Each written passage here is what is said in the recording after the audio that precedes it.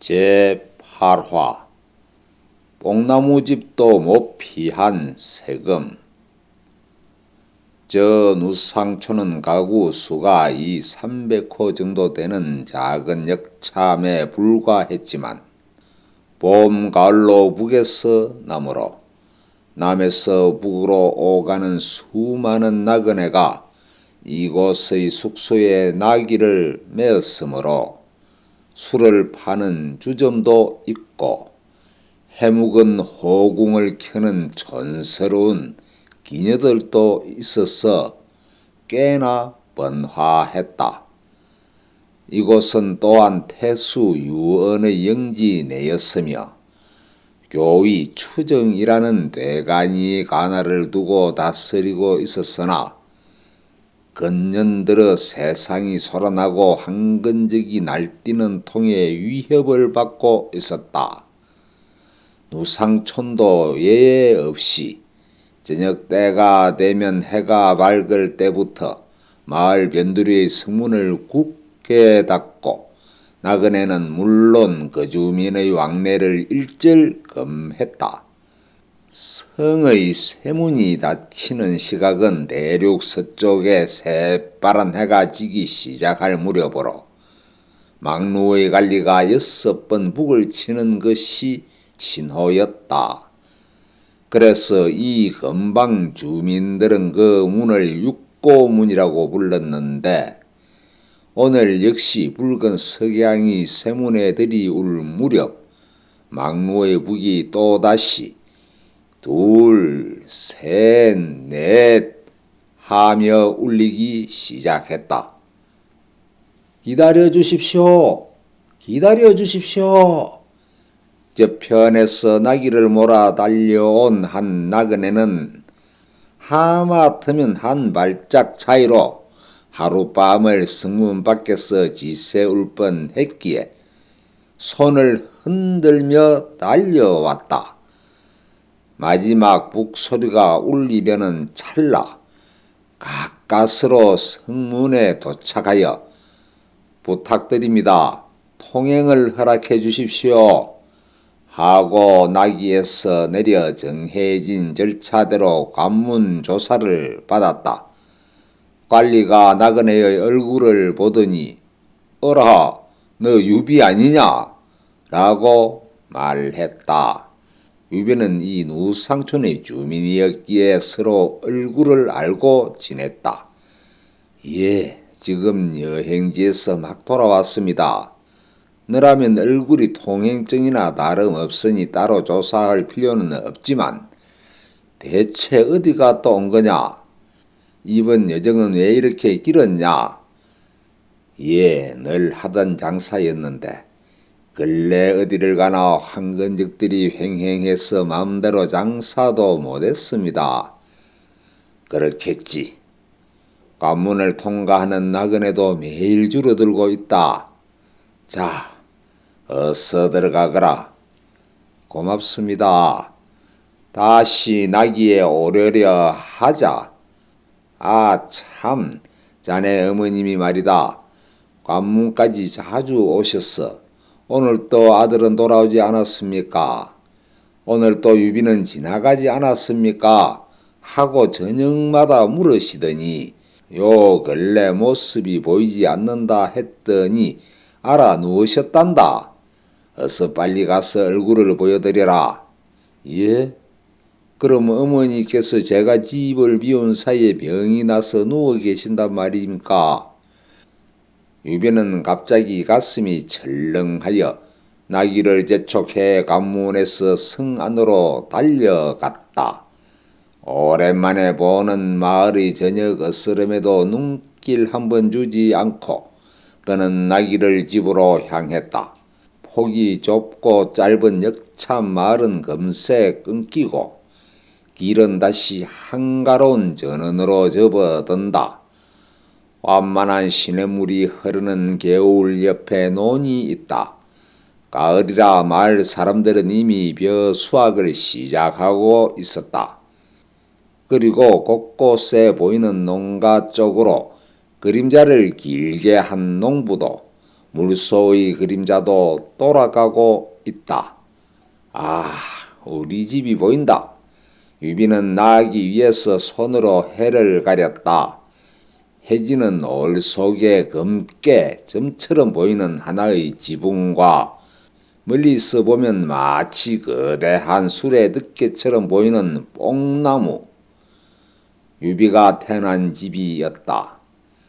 얼마나 저를 기다리고 계실까 생각해보면 저는 효도를 하려 하면서도 실은 불효만 쌓고 있는 것 같습니다.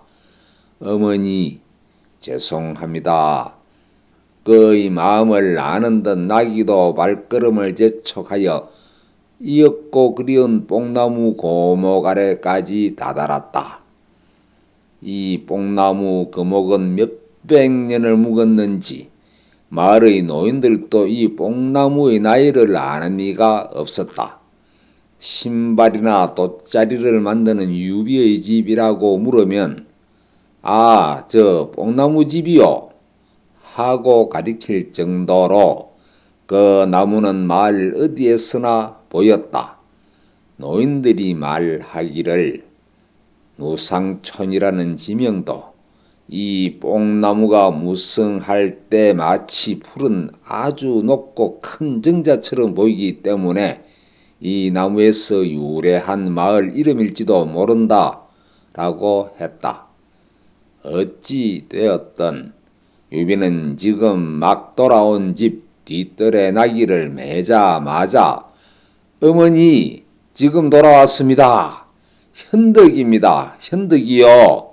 하고 넓은 집 안으로 빨리듯 달려 들어갔다.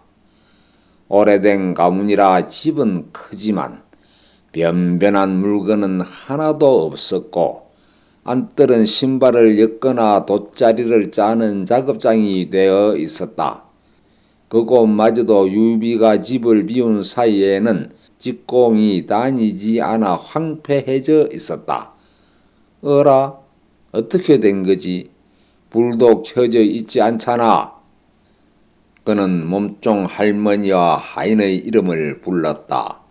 둘 다 대답이 없었다. 유비는 혀를 차며 어머니의 방을 두드렸다.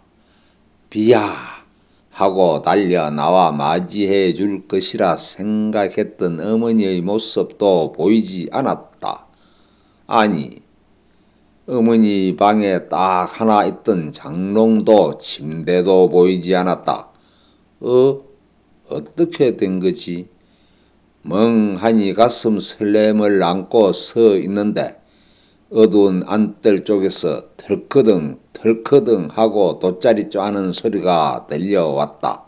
이런 툇마루로 나가보니 그 작업장에만 희미한 등불이 딱 하나 걸려 있었다. 그 불빛 아래 흰 머리의 어머니 그림자가 등을 돌린 채 앉아 있었다. 오직 홀로 별빛 아래서 돗자리를 짜고 계신 것이었다. 어머니는 그가 돌아온 것도 눈치채지 못한 듯 했다. 유비가 매달리듯 달려가서 지금 돌아왔습니다 하고 얼굴을 보이자 어머니는 깜짝 놀라 일어서며 비틀거리더니 비야 갓난 아기를 안아주듯 무엇을 묻기보다 먼저 기쁨의 눈물을 눈에 가득 담은 채 잠시 동안 어머니는 자식의 피부를, 자식은 어머니의 품을 서로 껴안고 온기를 나누는 것뿐이었다. 성문지기가 어머니께서 편찮으신 것 같다고 해서 마음이 불안하여 달려왔습니다. 어머니, 어쩌자고 이 밤이슬이 차가운 밖에서 지금 이 시간에 돗자리 같은 걸 짜고 계십니까?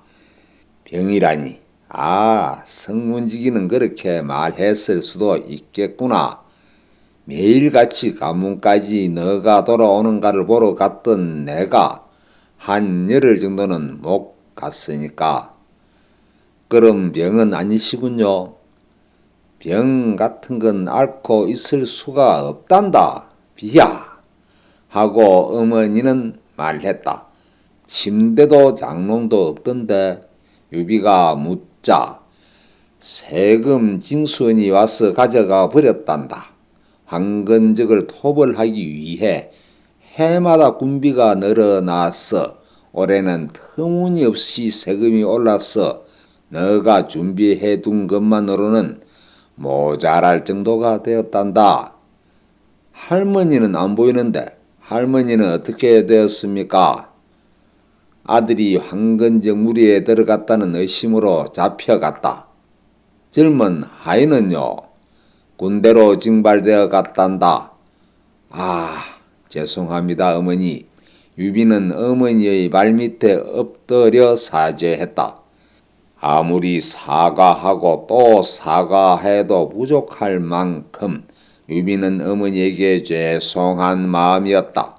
하지만 어머니는 오랜만에 여행에서 돌아온 아들이 그렇게 자책하며 슬퍼하는 것이 오히려 가여워서 안쓰럽고 자신의 마음까지 아픈 듯 했다. 아들아, 울지 말아라. 되었다. 너 잘못이 아니야. 세상이 그런 것을. 자, 좁쌀이라도 끓여서 오랜만에 둘이서 저녁상을 차려보자꾸나. 먼 길 오느라 피곤할 테니 지금 물을 데워줄게. 땀이라도 좀 닦아라. 하며 돗자리 짜는 틀 앞에서 막 일어서려 했다. 자식의 미위를 맞추고 자식의 죄를 꾸짖지 않는 어머니의 지나친 다정함에 유비는 더욱 더 큰 사랑의 모습에 머리를 숙이며 황송합니다. 제가 돌아왔으니 이런 일은 현득이 하겠습니다. 이제 불편하게 지내시지 않도록 하겠습니다. 아니다. 너는 또 내일부터 일해야지. 가장이니까. 하녀도 하인도 없어졌으니 부엌 일 정도는 내가 하마. 타지에 머무르는 동안 이런 일이 있으리라고는 조금도 생각지 못하고 그만 여행지에서 오래 머물러 뜻밖의 고생을 시켜드렸습니다. 이제 어머니께서는 방에 들어가셔서 편안하게 침상에서 주무십시오. 라고 말하며 유비는 억지로 어머니의 손을 이끌었지만 생각해보니 그 침상마저 세금 징수원이 세금 대신 가져가 버려 어머니 방에는 누울 물건조차 없었다. 아니, 침상이나 옷장만이 아니었다. 그가 등불을 들고 부엌에 가보니 솥도 없었다. 너댓 마리의 닭과 한 마리의 소도 있었지만 그런 가축들마저 모두 영주의 군수품과 세금으로 징발되어 쓸만한 물건은 아무것도 남아있지 않았다. 이렇게까지 영주의 군비가 쪼들리게 된 것인가? 유비는 자신의 생활을 생각하기보다 더 큰 의미에서 암담해졌다. 그리고 곧바로 이것 또한 황건적의 해악이 초래한 현상 중 하나다. 아, 어떻게 될까? 세상의 앞날을 생각하니 그는 더욱더 어두운 마음에 갇혔다. 광을 열고 그는 저녁 식사로 할 좁쌀과 콩가마니를 살펴보았다.